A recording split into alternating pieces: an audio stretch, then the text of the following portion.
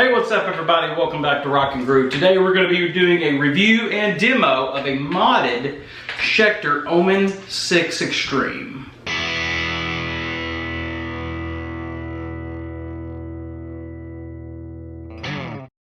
Hey everybody, Jay here with Rock and Groove.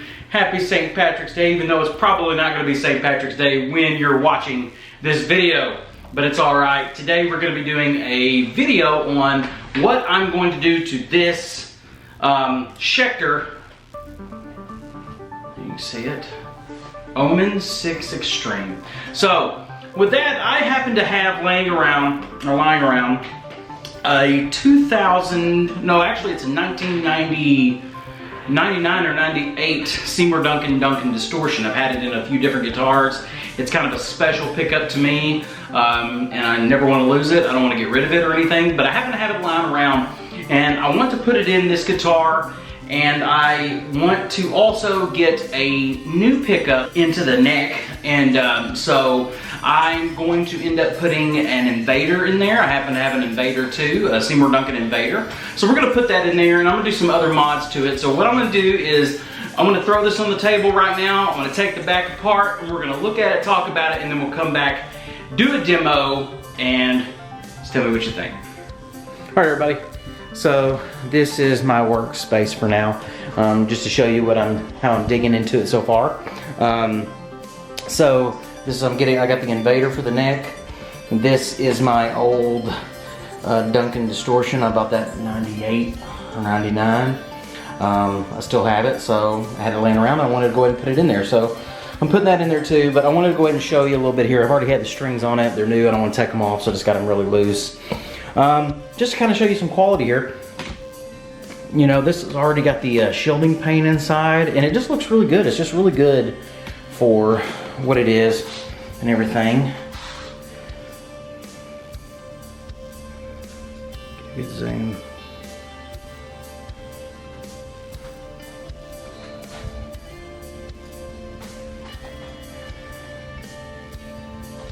So I am going to leave, what I'm doing in this mod is I am getting rid, since I'm using this for metal, I'm not playing with a tone pot. I'm getting rid of the tone pot, or I'm going to leave it in. I'm just disconnecting it. It's a push-pull. I don't care. I don't use it. I'm not using a single coil on this. These pots, they're fine. They sound fine. They're not a problem, but I happen to have these CTS pots that I'm going to put in there. They're all just basic CTS pots, 500K of course. The one thing I will say though, that these knobs, and you'll notice here, these are way smaller than the solid shaft CTS that I have. So I actually had to route this knob out a little bit, and I'm probably going to have to route out that wood. I'll let you know. I'll tell you what I'm not going to do is I'm not going to get an electric drill, a power drill, and run it in there, because that's when I'll just tear it up. So I'll probably use some files, if not use an actual bit and kind of use my hand. Just kind of work it until it gets ready and goes in on itself. I can clean up under there a little bit now. But still, man, that just looks good. That wood looks good. I want to leave this in here. It's fine. It works fine. No problem with it. So pretty much all it's going to be, and you'll notice from my schematic here, and I kind of want to say something about this, is that it's just going to be 2 humbucker, 2 volumes, 1 3-way toggle, and that's it, okay? So, y'all, if you get any kind of Seymour Duncan pickup, the Seymour Duncan website's amazing because they have just a library of diagrams. You tell it what you want. I told them I wanted 2 humbucker, 2 volumes, no tone, and it just spits out this schematic perfect for Seymour Duncan, and it tells me, and that's it. So you don't have to be an expert in understanding any of this, these electronics. All I'm going to do is, if you know how to solder, I'm just going to follow the instructions. I'm going to, and I'll show you in just a second, I'm going to leave as much connected as I possibly can, and a lot of the wires that I have left over, they come from other pieces that I've done in the past, a lot of other guitars that I've modded that I got left over. I'm thinking about, I've already probably mentioned if I'm going to or not, I'm not sure, but I'm thinking about putting these treble bleeds in there, and that pretty much is just going to connect to the volume pot, so when I turn it down, I don't lose as much. I'm not going to lose as much treble there. Let's flip this puppy over without the pickup falling out. If it does, it does. And there it goes. All right. So here we go. Here's the guts. Here are the guts. Excuse me. All right. So there's my. Here's the piece to the Duncan Distortion. I'm gonna leave. There's my ground. Excuse me. Duncan Distortion wires. Here are my pieces directly to the toggle switch. I'm gonna leave them connected because I'm leaving the toggle in there. Here is my ground right there. And here is the push-pull tone pot that I'm just gonna be whatever about it. It's got like a cheap ceramic capacitor in there. It doesn't matter. I'm not using it. It's just gonna sit there and just kind of, you know, I don't want a gaping hole, so I'm just gonna leave it there. Here is my jack. The jack itself, everything's still there. It works fine, so I don't see a reason or a need to replace that. I'm just gonna solder it back into the place it needs to go. I'm getting rid of these pots. These pots, like I said, they're fine. You can see they're clean. They're 500K alpha and so on. So let's get to it.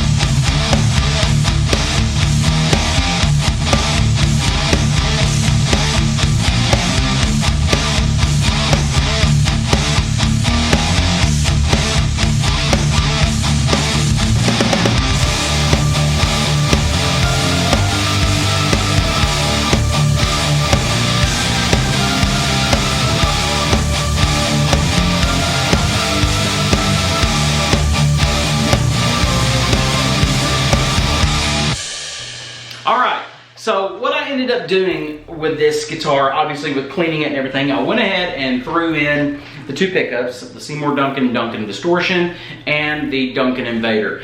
Also, what I ended up doing, because I'll be honest with you, I really don't like push-pull pots. I bypassed the tone knob all completely because wiring a push-pull is kind of a really tedious thing, and I'll be honest with you, about, I think maybe one guitar in my entire playing career, not even career, but my life really, I've ever felt like the tone knob really mattered.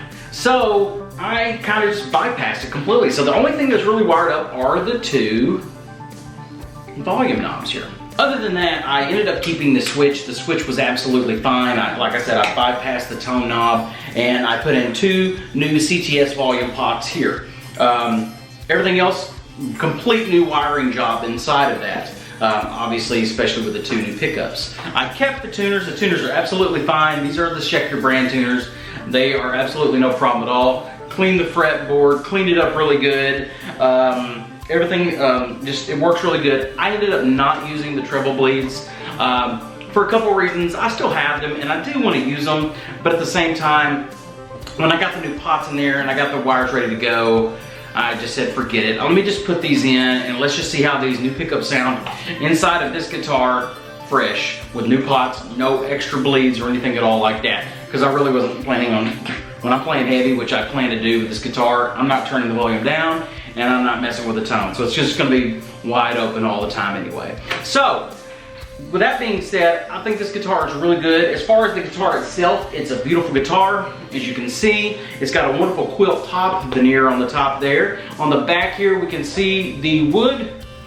Nice dark walnut stain, excuse me there. Looks really nice. It's got the body contour. Obviously, bolt-on neck, that's fine with me. It works really good. Binding around the body, the neck, and the headstock. Everything looks really, really nice in that sense. The interior was nice and clean. Everything was good. The only thing that I did have maybe a little bit of problem with was the, they were, considering this was a foreign guitar, and when you take CTS pots and try to put them in the foreign guitars, they're not gonna fit perfect.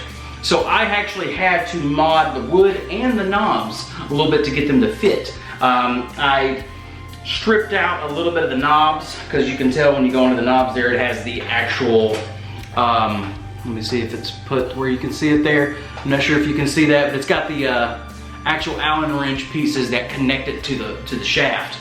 I didn't really care if there were teeth inside the knobs.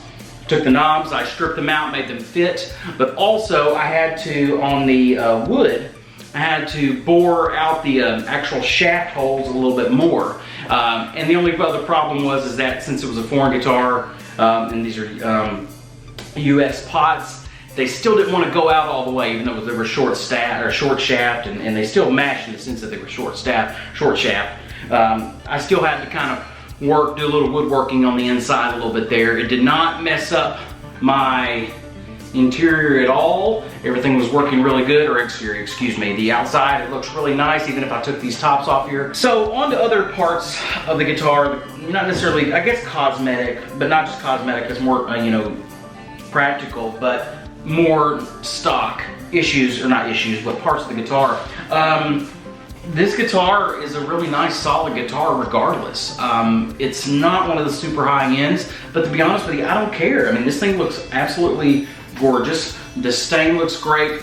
The neck with the binding looks really nice, and the fretwork is really, really good too. It feels really nice. I had a Jackson, lower end Jackson 7-string for a little bit. It was completely modded before I got it, but man, you could almost cut yourself on those frets. I had to get in there with a file and do them myself.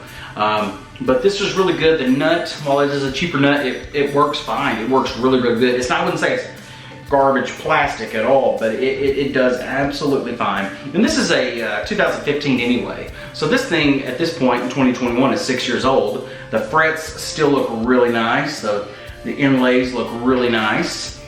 Like I said, the finisher's a ding in the back and everything like that, but you know, there's some wear. Jack, no problems with the jack. The jack still, you know, is nice and clean. The bridge, it's string through body as you can see, and that goes straight to the back with the ferrules. The ferrules are nice and fine and solid. The tune-o-matic bridge works great. I've had to do nothing to that as well. Pickup height, that just depends. So let me talk about one of the pickups here. Well, the only thing I guess I like it, it's not a problem at all, not being picky, but if there's anything that I can say with the, when you get the Invaders, is that since the poles are so big and clunky, it's really limited on your height. You can only go so high with those pickups, but you can go down, but it didn't matter to me. I set the pickup lower, but the poles are still at a really good spot to where they match the bridge with the measurements and everything. They're really, really good. And obviously with my Seymour Duncan Distortion, it's everything that I knew it would be. Now, as far as the sound goes, as you can see, my big question is to you is, could you really tell a difference when I was switching between, in the song recording, switching between the neck in the middle or on the bridge itself? There were times throughout where I was nothing but bridge. Most of the time I was in the middle between the two, and in the solo especially, I was on the neck.